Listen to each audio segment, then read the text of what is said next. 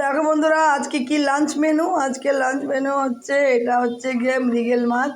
এই মৃগেল মাছ ভেজে রেখেছি, এখন হবে মৃগেল মাছের ঝোল।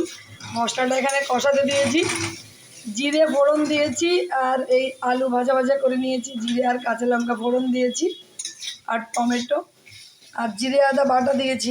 দিয়ে মশলাটাকে ভালো করে কষাচ্ছি, তারপর জল দিয়ে দেবো।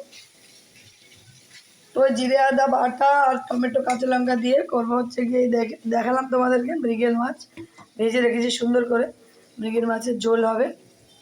আর এখানে ভেজে রেখেছি দেখো করলা আলু, এই যে করলা আর আলু মুচমুচ করে ভেজে রেখেছি খুব সুন্দর করে, গরম ভাতের সাথে খুব ভালোই লাগে।